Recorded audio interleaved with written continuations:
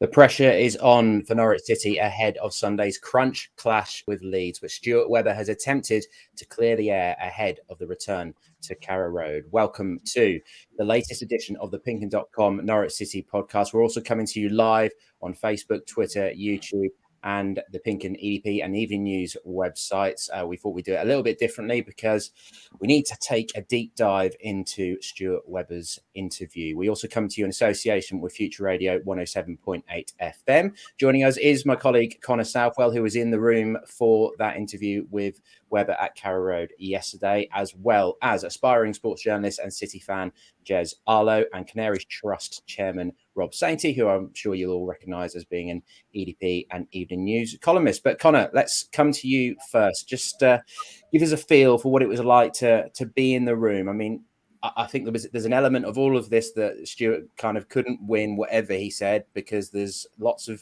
differing thoughts on the situation. But he was as bullish as ever, wasn't he?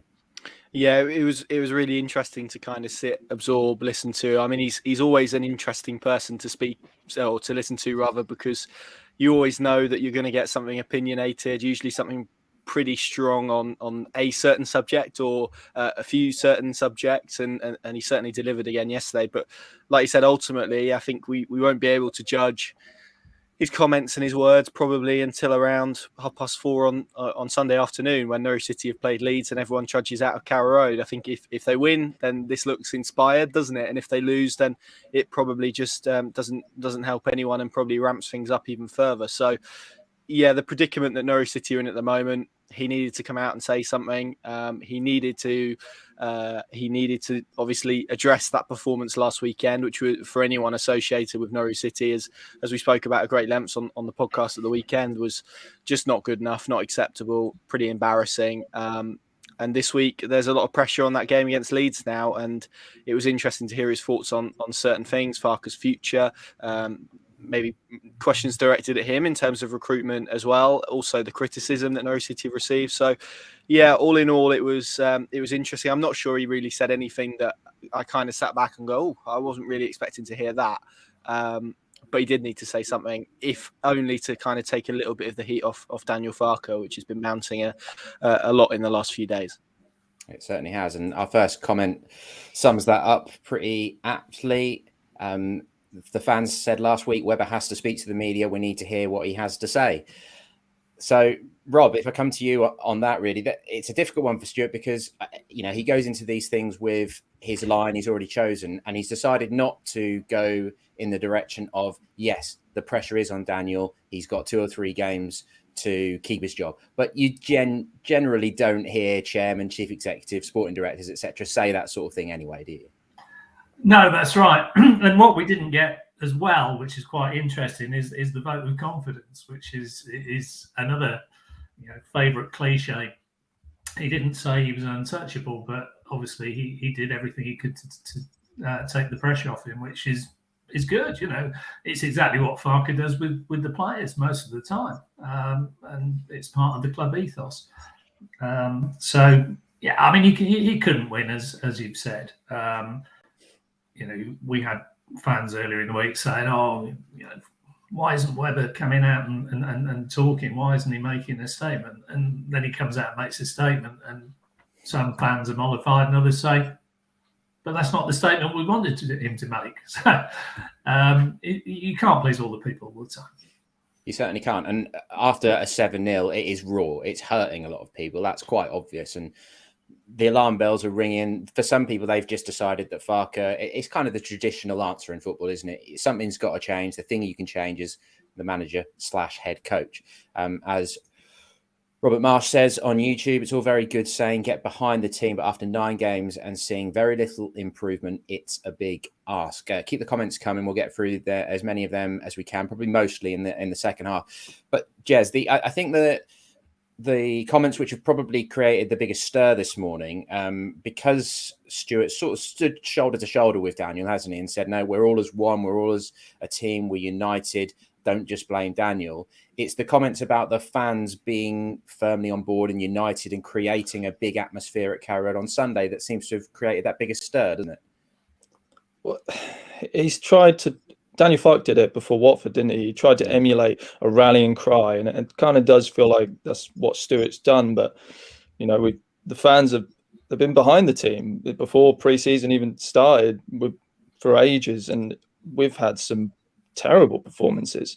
And like the defending against Watford, for example, the second goal, they just stopped. I don't think I've ever seen a team, I may be exaggerating, but just stop. And it's like, you can't, that's down to the manager, surely. Like, he's got to lift those players up, hasn't he? At Brighton, second half, the fans, it was brilliant. I wasn't at the Man City game when we beat them, but that was electric. Apparently, it was the best atmosphere they've heard for a long, long time. It was good second half, to be fair. I was there, and it was brilliant. The atmosphere was crazy, and I don't think fans can be that excited like for the whole 90 minutes. You've got to give them something to cheer, and we haven't had that. We're quite fortunate that the big losses have been away from home, really, you could say. I mean, the highest has been 3 goals, really, when 7 and 5 away. I was at the Man City away. That was bad. 7-0. I was at the Man City. That was bad. And only Webber touched in the Chelsea game. And you're thinking, there's so many performances where it's just been such a letdown. And we've got good players. I believe we've got good players. And I just feel like he's not getting the best out of these players, Farke. It's really tough. I really want him to turn it around, but I just can't see it. Yeah, we spoke about that in the pod earlier in the week or Sunday, wasn't it, Connor? That the affection is still there. That a lot of clubs in this situation, there'd be a lot of nastiness and a lot of negativity being fired towards. Just look at Steve Bruce's situation at Newcastle, which was complex, wasn't it? But we haven't seen it, thankfully, turn nasty against Farke. It's just people are so worried at the moment. But we should say, to be fair to Stuart and stuff, he was strong on what's gone on. He said it was diabolical on Saturday. He said it's been unacceptable so far this season. He didn't dodge the criticism, did he, Connor? It was just more really that, no, we're not giving up. We're not throwing in the towel. We're going to dig in even more. Yeah, it was that. And it's really difficult because, as we said right at the top, he probably knew as well he was walking into a situation that, irrespective of what he said, it was going to be something that some fans didn't want to hear. Some fans would take the right way. To be honest, I felt some of the jibes at supporters were...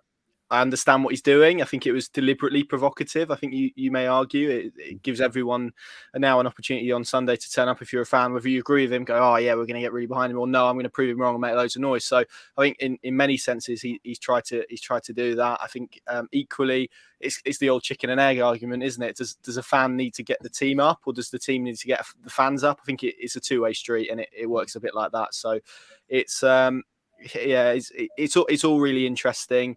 And as you said, ultimately, the only thing really, forget words, forget talking, forget whoever comes out and speaks. The only thing that's going to relieve the pressure on Norwich City at the moment is winning football matches. And it's as simple as that. And they haven't done that now for 19 in the Premier League.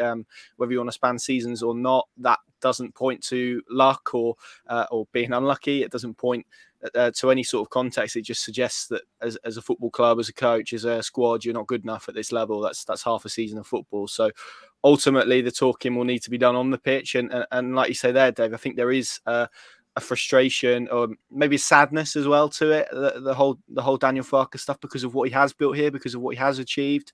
Interestingly, I was listening after the Manchester United game to Gary Neville speak. He obviously had a brief stint as manager of Valencia, and he was talking about how difficult it is as a coach to recover from a 7-0 defeat. It's very difficult to do, because ultimately now he's going to be questioning everything, his approach, the players he's used, the tactical setup, despite sort of 3 weeks where things were beginning to slowly improve, maybe not at the rate of knots that Norwich City needed and that the fans wanted, but they were pointing in the right direction very, very slowly. And now they've gone in completely the opposite direction. So, I'm fascinated more than anything to see how he responds to this and how the squad respond to this. And I wouldn't disagree with any of the words that Webber used to kind of assess that performance last Saturday.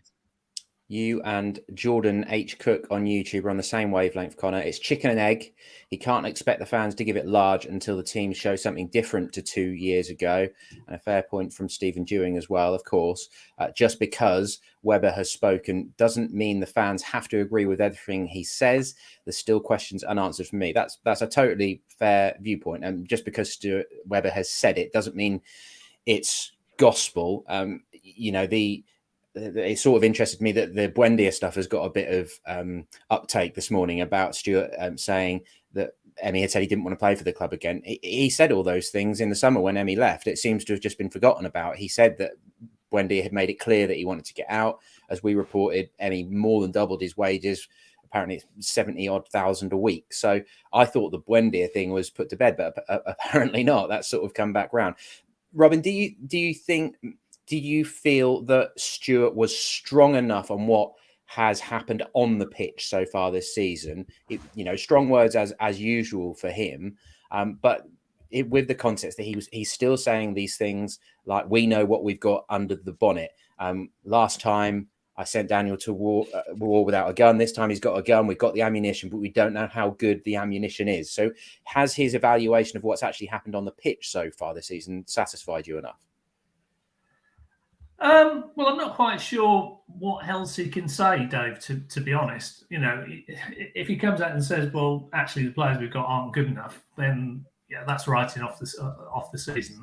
And he's not going to do that.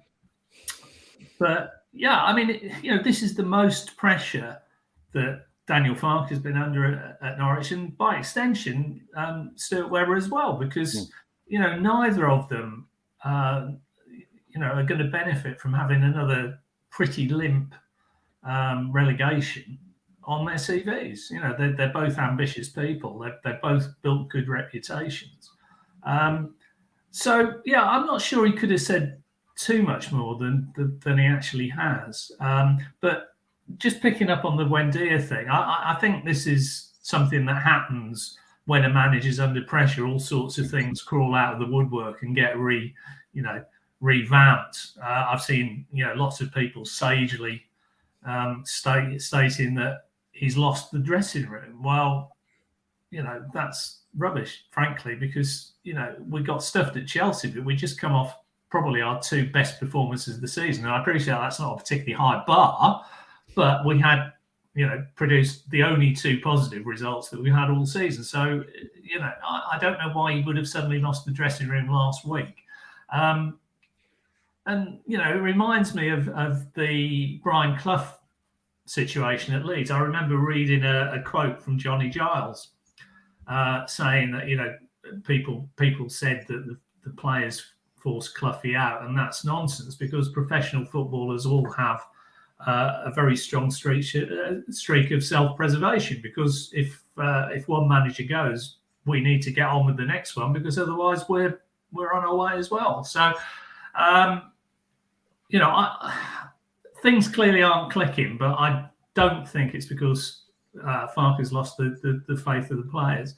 Maybe he's lost faith in one or two players himself, but at the end of the day, we all speculate from a distance. None of us have any facts. None of us have any inside information. But it's inevitable that the rumour mill is going to grind exceedingly quickly at a time like this. Yeah, well, Grant Hanley was asked it after the Chelsea game, and he basically dismissed it as almost it's a bit of a similar thing to how Stuart has spoken yesterday, really, in terms of, well, of course, Daniel can be successful. It's not just him. It's us as a team that have got to sort this out.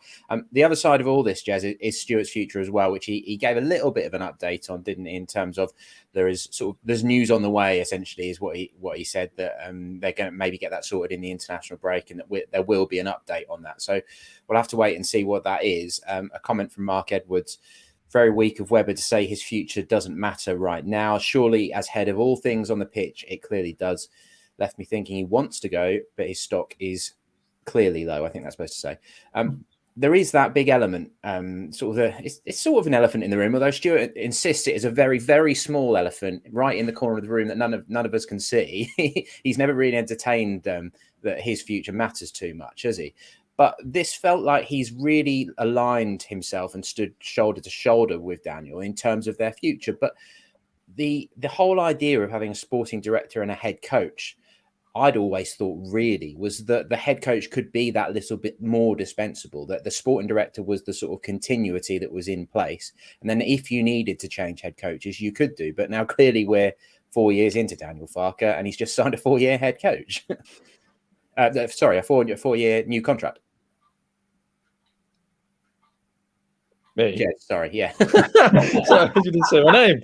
So, yeah, well, I mean, I was buzzing when he signed the contract, to be honest. He brought us one of the best seasons we've ever had, even though we weren't there. Albeit we had Emi Buendia and Ollie Skip, which in the back of my head, I'm kind of thinking, I don't know, maybe it's not Daniel, but maybe it's Emi. But anyway, I was delighted. I thought I believe Daniel Farke could coach for a top side one day. I really do. And him and Stuart Webber just got that partnership. It just works, doesn't it? It's like Bonnie and Clyde or whatever, you know, it's something like that.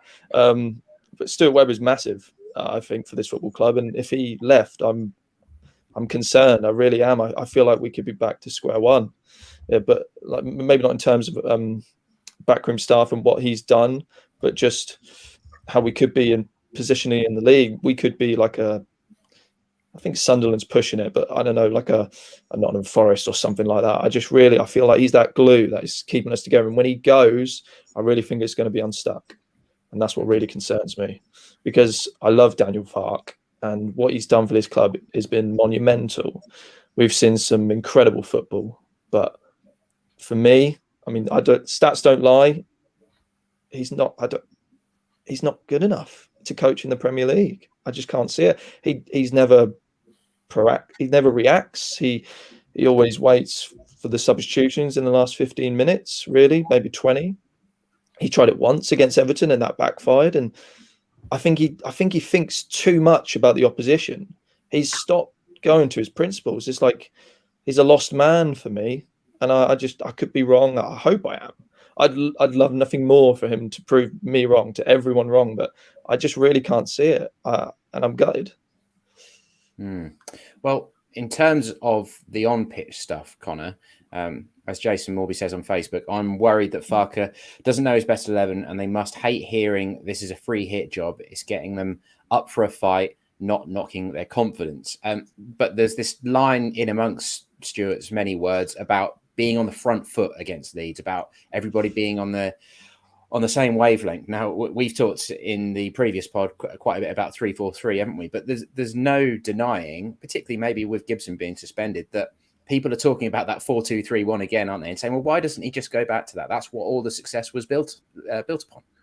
Yeah, and I think that probably lends into my last point, really, about how he responds to this, because I think to drastically go away from what Norwich have done in the last 3 weeks with this back three and a system that before the Chelsea game looked pretty solid for, I think, again, I'd probably lean sort of to agree with Stuart that actually the Everton performance was pretty good. It was probably individual errors that cost Norwich City getting anything at Goodison Park rather than anything tactical. The Burnley game was obviously difficult, as we said before. Brighton, if Josh Sargent tucks that in, suddenly I think the outlook on the whole season is radically different.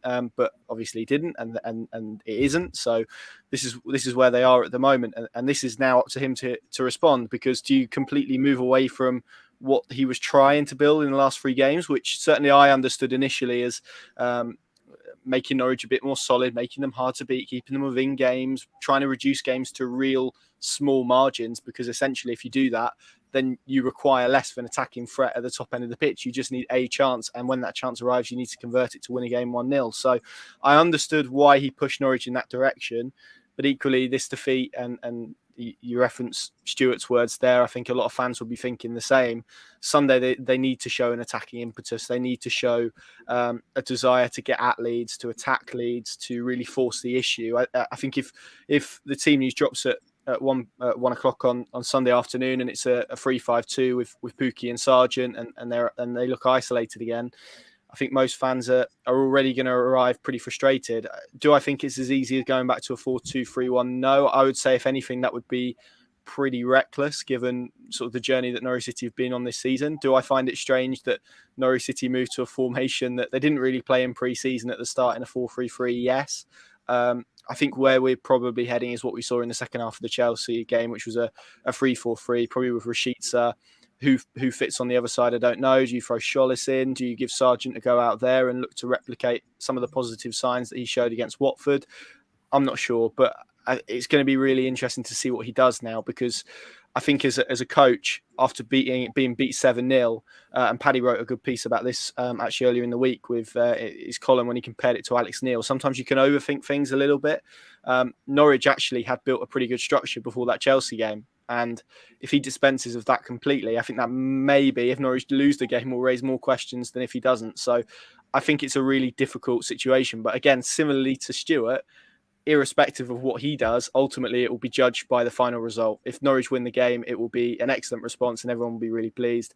If they don't win the game, it should be, well, he should go back to a 4-2-3-1, etc. And just to lean into what Jez said there, I think it was an interesting point. Well, Daniel's made this point, Stuart has made it as well, about either you lose games as a head coach and you're a bit of a clown, or you win them all and you're a genius. I think actually it's somewhere in the middle.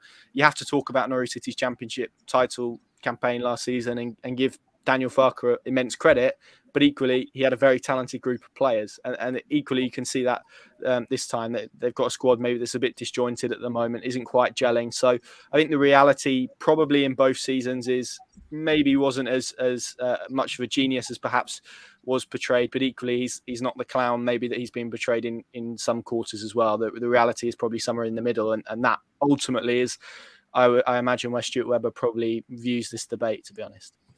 Yeah, and those 0-0 draws are what has made the Chelsea defeat so painful, aren't they? Because it's such a lurch. Like how do you go from looking so tight and taking that sensible approach to completely capitulating like that? It's confusing for supporters. There's almost no doubt about that. And the 3-5-2, keeping the settled team, I think the vast majority of fans were on board with that. And when the teams dropped ahead of Chelsea, I didn't see a lot of people saying, no, this is the wrong team. Tony Carrison on Facebook is not optimistic, though. It doesn't matter how loud Carrow Road is, the team are not good enough. End of. And Robin, I'll continue the sort of the tactical debate with you. A couple of comments from Robert Marsh on YouTube here. Decisions such as having Rashica and Jolis on the bench most games doesn't make sense to most fans when we've had glimpses of what they're capable of. Also, teams clearly know we will try and play out from the back and just press as high. So, yeah, Robin, Stuart spoke a bit about Christos Jolis, didn't he? And I think that, again, has created a few waves in terms of they spent a lot of money on him, but he's sort of a project player is almost what he was saying, wasn't he? That he's still only 19, but he's a Greece international. If you spend that sort of money, I think fans are within their rights to expect that he's going to have played more than he has, aren't they? Yeah, I mean, it's strange, isn't it? I mean, we've signed two highly rated wide players, and yet we're playing a system that doesn't really need wingers. I mean, again, nobody really knows what's happening on the training ground. Maybe he hasn't hit the ground running in the way that was hoped. There is a suggestion there's still sort of ongoing issues about the penalty against Liverpool, but I find that hard to believe. Yeah. The fact of the matter is that over the last few weeks, I think Daniel Farke has moved towards a much more solid setup, and I do actually like the 3-5-2 because I think it can give you defensive solidity and also give you attacking options. But you've got to have the right players to actually generate those attacking options. But at the end of the day, coming back to Chelsea, you could have played any system you wanted at Chelsea, but with the lack of application and the ineptitude that was shown by the players, you'd have still got stuffed.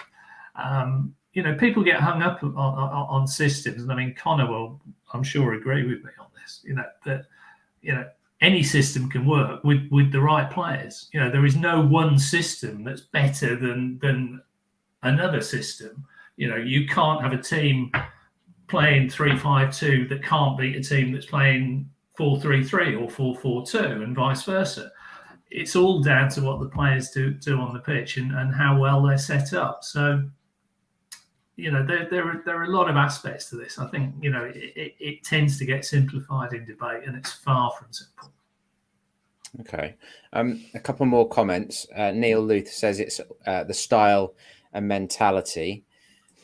And the other one was Barry Young, who says if he starts the same team Sunday, it's not a good start. So, Jez, let me put you on the spot then.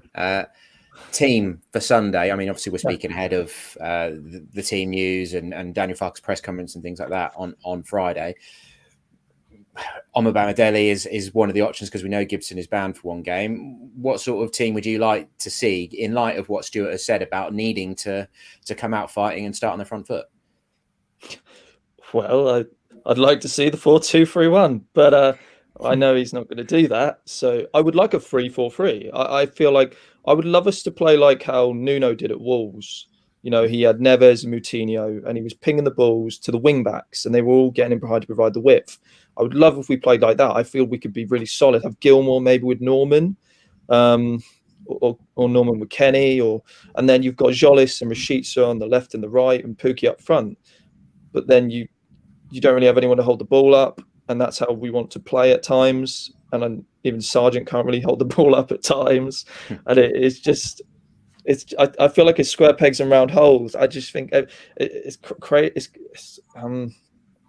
just doesn't feel right, and I feel like Omobamidele obviously is going to come in, but I feel like the three at the back it will happen, and I just feel like it's just not going to be great before kickoff. Everyone's going to see the team, and it'll probably be Sargent and Pukki, and he might take Lace Malou out and bring Billy Gilmour in, but Lace Malou, I mean. He got chopped off against Chelsea, and I watched the whole thing. I didn't think he was terrible. I thought he was pressing at least and trying. Yeah, yeah, he was trying. Even Norman, he was poor. He's very poor. Yeah. I know he can't do it himself, but he was poor. Like Ozan Kabak, he was poor. I was shocked how heavy his passes were, how out of touch he was with just like we had a straight line for the Hudson-Odoi goal, and he was up the pitch. Max Aaron was all the way up the pitch, and we're thinking, what were the tactics like? So maybe going on that comment of it is the formation and the tactics he's using. It could be. But yeah, I'd love to see a 3-4-3, and I'd obviously love to see Rashica and Jolis. That's all I want. And then if he does that, I can't really argue because everyone wants these players to play. Like maybe even Todd or Kieran Dow. Some of them, like they deserve to play. Like we've had some really disappointing performances, and it just feels like a team of individuals at the moment. Yeah, I feel like Sargent would be very fortunate to hold on to his place. To be honest, him and Pukki again. Stuart stuck up for them, saying that whatever. I think the quote was, "Any striker would have struggled in the way we were playing on Saturday," and obviously that is true. But I think for midfield too, I'd be looking at Norman and Lace Malou, and then I'd want to see the two wide boys, Jolis and Rashica. I'd probably still be playing Pukki through the middle, and then Cantwell may not be possible. It depends how his fitness and where him and Daniel are, and then either Dowell or Gilmour as sort of the 10, or maybe not even a traditional 10, maybe just a little bit more advanced than the other two. So Omobamidele, do you bring in such a young lad into such a pressured situation? It's very different to coming into the middle of a title push, isn't it? Connor, here's a simple one I'll put your way, which you'll love me for. Lee Widdett, do you genuinely feel that Diaz's job is under threat after Webber's comments? And I guess we put that into the wider context of the games we've got coming before the international break and then the games that are immediately after it. Yeah, thanks for that one, Dave. I think when you look at the fixture list at the moment as Norwich City's next 5 games, you see Leeds, Brentford, Southampton, Wolves, Newcastle. Those are 5 games. Forget Norwich. If you're a Premier League team that wants to stay in the division, you have to extract points out of these games. So I think, and this is how I read it, I think he will be probably given these games to try and address it, because let's be frank, Norwich win 3 of these 5 matches. Suddenly they're in 14th and the picture looks a lot more rosy. We know in reality it's going to be a lot tougher than that. And it's probably going to be a bit more difficult in that they might have to sacrifice a win for a point here and there. And sometimes draws are really pivotal in the long run for what you can do in the Premier League. Stuart referenced yesterday the draw against Millwall last season when they went to the Den. The pitch was terrible. It was not particularly aesthetically pleasing game, should we say, that Norwich City played in, but they banked a point. Everyone on the night probably felt a bit frustrated, but they probably look back on that in May as being really crucial. So I think you can't underestimate the value of points. Obviously, they've got two against Brighton and Burnley. If they're going to get to, I think personally it'll take 36 points to stay up. So we're probably looking at 12 results really for Norwich City in 29 games if they're to stay up, and probably 10 of those need to be wins. So these 5 games are an opportunity to do that, and I think they probably will give Daniel that unless something goes dramatically wrong. I think we've spoken about Sunday. He's probably taken the heat off it a little bit in terms of Daniel Farke's immediate future, because if it had come out and been a little bit more vague, then that probably could have been open for interpretation.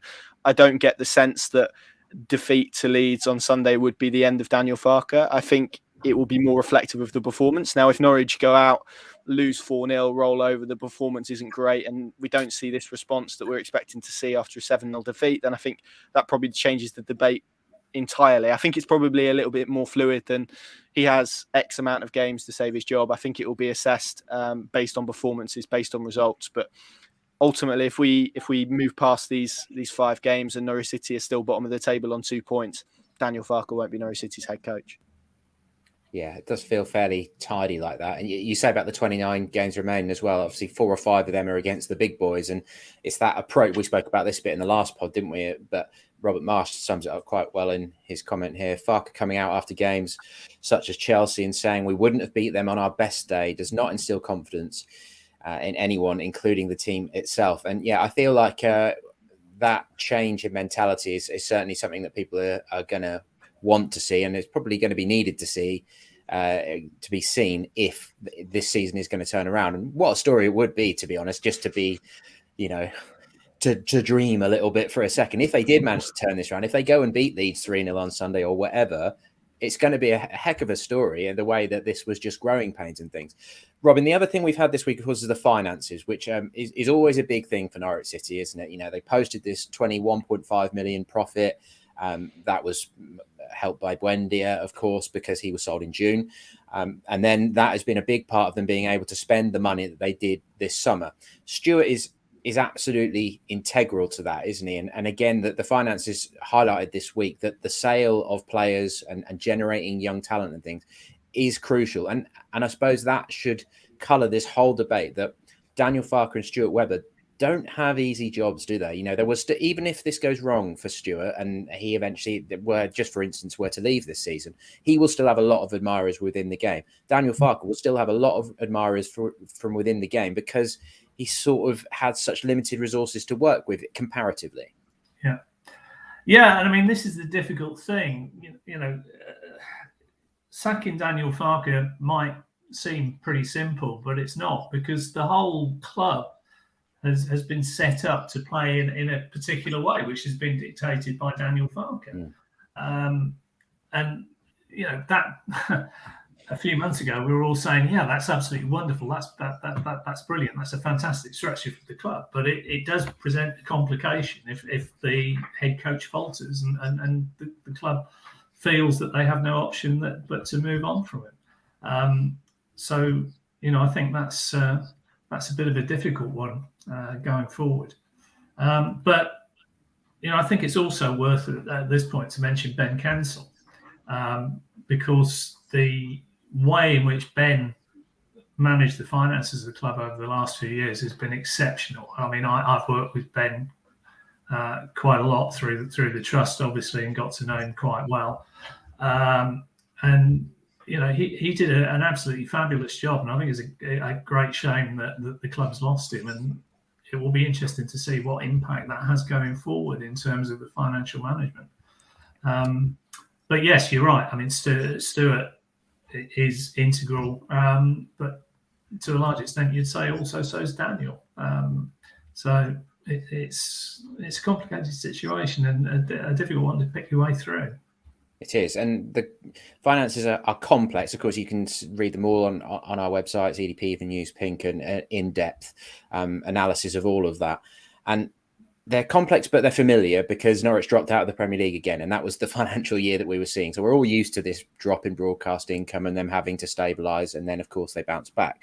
So, summing them up in a podcast isn't easy. But Jez, what Stuart spoke about was, I think he said they were the 11th highest spending club in Europe during the summer transfer window.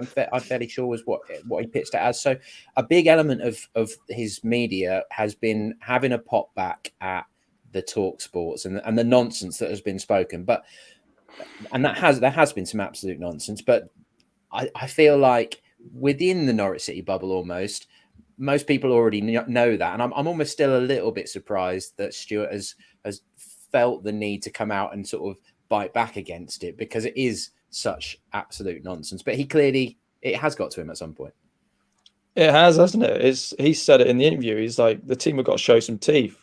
Well, he certainly showed some teeth, didn't he? I don't think we've ever seen Webber do something like that. You know, obviously it was talk sport. Everyone knows what it was and that, and but it's just interesting, isn't it? Because Webber, I always love listening to Stuart Webber's interviews. I love it. I every time I feel like Norwich are in a bad place, I feel like we need him. We need like Mufasa. We need him. We need him. Do you know what I mean? Like, Daniel. Exactly. We need him because he's always open. He's honest. You know, he's so insightful. And it may not have been what we wanted to hear at the moment. And he has bit back, even at fans. I agree with Connor. I think he has. You know, the fans pay a lot of money to watch what's happened this season, and they're entitled to what they've got to say. You know, when I went to Man City, I spent 70 quid on that.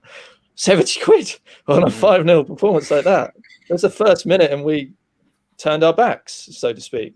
And it was carnage. But yeah, I mean, I stand by my point on Stuart Webber. I think he's brilliant, and I'm worried if he does go. I really am, because Fark. I saw an interview on ITV Anglia on Stuart Webber as well, and they did ask him the question: is Daniel Farke sackable?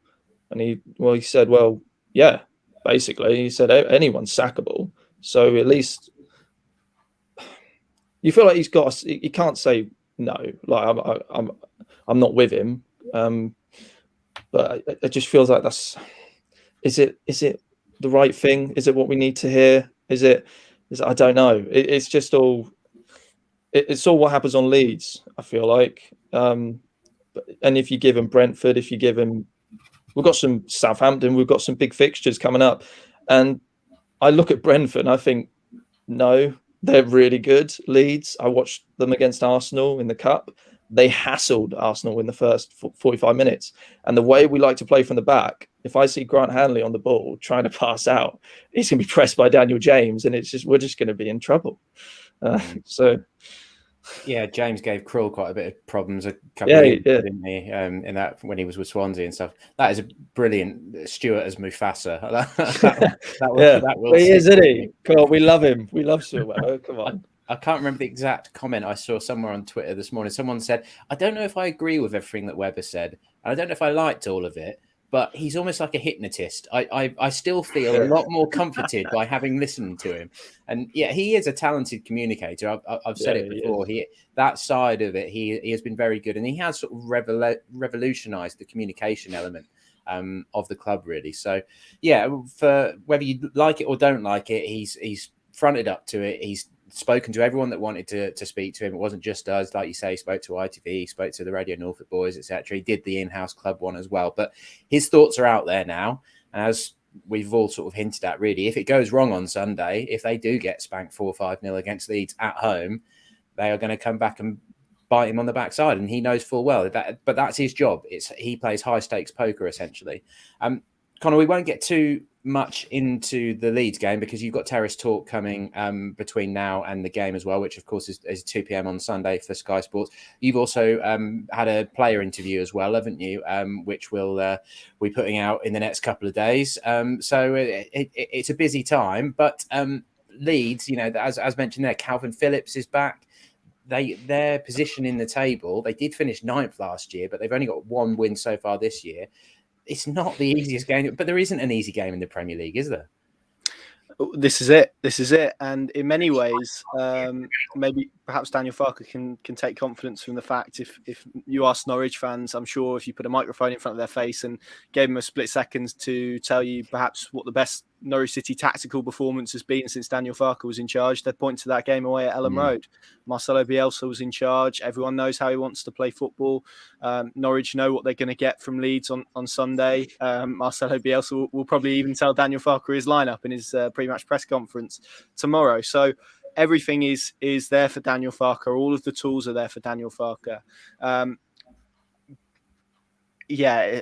Everyone needs to see a response. I think that's the minimum expectation. It needs to be a decent performance. And as Webber said yesterday, I think it's extremely difficult to just say Daniel has X amount of games, because he's right. If Norwich City are absolutely brilliant on Sunday, hit the bar 4 times, the goalkeeper has a worldie and lose 1-0, then what do you do then? Because surely that's a step in the right direction. But what he has done, which is interesting, and you mentioned the high stakes game of poker that he's playing, is he is now, as we've spoken about, essentially this is a really big decision because he's elected to stick with a coach that probably any other club in English football wouldn't have.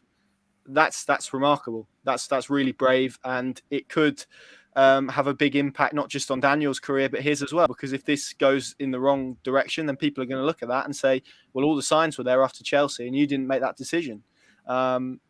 Equally, if Norwich City now go and win their next 5 games, move up the table, then everyone's going to look at it as a stroke of genius. So, again, all of this is impacted somewhat by results. But as you say, Dave, it's going to be a really fascinating game. Daniel Farke and Norwich need to come out and deliver a response. I think in many ways, his press conference tomorrow, beyond the injury news, I'm not sure many people will particularly be that interested in, because it's going to be about the game Sunday. It's going to be about what happens on the pitch. And again, we've just spent 40 odd minutes speaking about Stuart Webber, but ultimately, if Norwich City don't win that game on Sunday, everything is just going to ramp up. The pressure is going to ramp up. The ill feeling is going to ramp up. And I think, as we've spoken about, nobody wants to get to that stage with Daniel. He's someone that's done a remarkable job in 4 years at this football club. Not just what he's done on the pitch, but also what he's helped facilitate and build off it as well. So I guess it's good that perhaps we're not in the Nigel Worthington Burnley zone, so to speak. But nobody wants to see it go in the wrong direction, and let's hope that's not the case. But as you said there, no game in the Premier League is easy. Leeds are low on confidence as well. It's worth adding. They've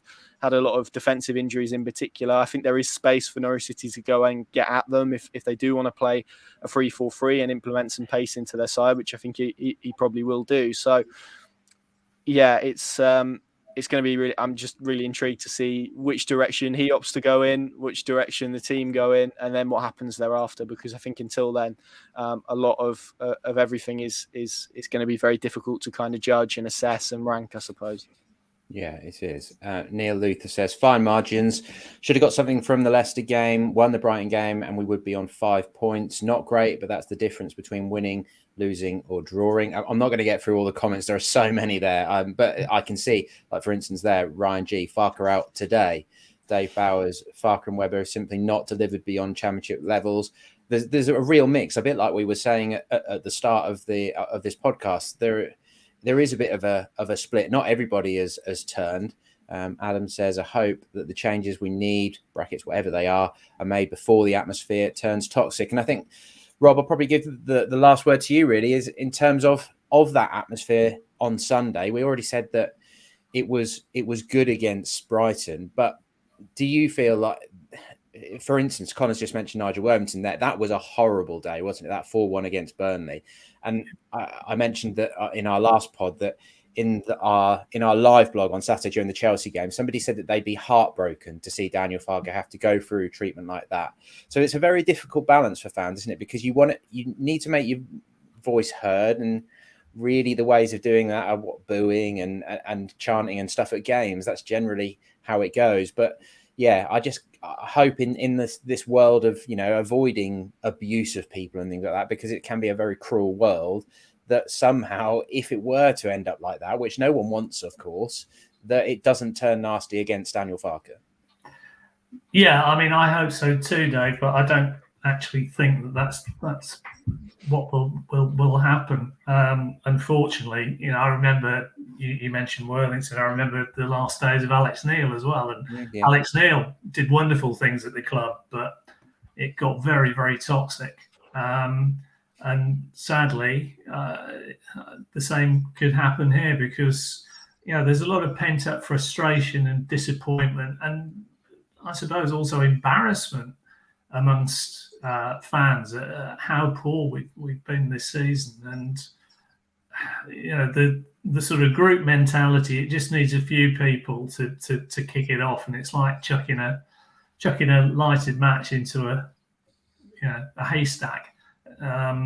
It will pick up and it will get quite nasty quite quickly. You know, I hope I'm wrong in that, but, you know, I've been going to football for over half a century and I've seen it so many times. You know, whatever somebody's done, if the majority turn against you, it tends not to be pretty. Absolutely right. Well, that's the air cleared, which is, I think, was probably the main idea of Stuart speaking out, wasn't it? As I said a little while ago, no one can accuse him of keeping his head down. He said what he had to say, and you take it or you leave it now. And we all head to Carrow Road, back to Carrow Road on Sunday, and see what happens. Robin, Jez, thank you very much for joining us. Connor, thank you very much for your thoughts. And I will just emphasize, if you've not already listened or watched the Stuart Webber interviews, you can watch that on the PinkUn YouTube channel, the PinkUn audio channel, or of course the EDP, Evening News and PinkUn websites. But for now, thank you very much for watching, and we'll catch you soon.